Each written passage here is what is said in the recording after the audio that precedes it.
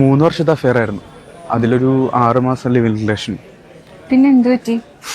അങ്ങനെയൊക്കെ ചോദിച്ചാൽ ഈ സ്നേഹിച്ച് കിടന്നപ്പോൾ കിട്ടിയ ഫീലൊന്നും ഒരുമിച്ച് താമസിക്കാൻ തുടങ്ങിയപ്പോൾ കിട്ടിയില്ല. വർക്കൗട്ട് ആവില്ലെന്ന് തോന്നിയപ്പോൾ വേണ്ടെന്ന് വെച്ച്. അതോ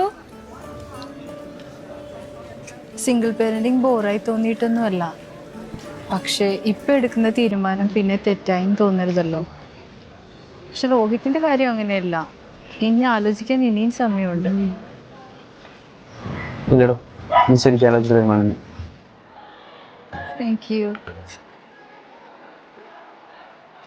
എന്നെ പോലെ പെട്ടെന്ന് തീരുമാനം എടുക്കാൻ പറ്റിയ സിറ്റുവേഷനിലായിരുന്നില്ല ഞാൻ. പിന്നെ സ്വന്തമായിട്ട് കണ്ടുപിടിച്ച ആളായതുകൊണ്ട് എല്ലാം ഓക്കെ ആവുമെന്ന് കരുതി വെയിറ്റ് ചെയ്തു. പിന്നെ അവസാനത്തെ ഹോപ്പും ഇല്ലാതെ ആയപ്പോഴാണ് ഡിവോഴ്സ് ചെയ്യാൻ ആലോചിച്ചത്.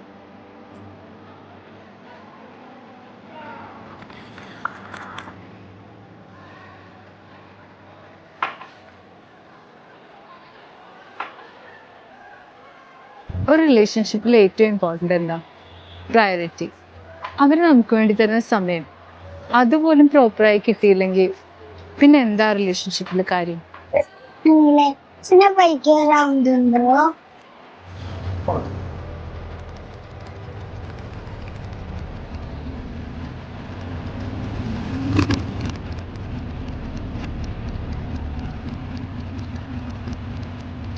എടോ, ലൈഫിൽ ഞാൻ എടുക്കുന്ന എല്ലാ തീരുമാനമൊന്നും ശരിയാവാറില്ല. പക്ഷേ ഇതിലെനിക്കൊരു ഹോപ്പുണ്ട്.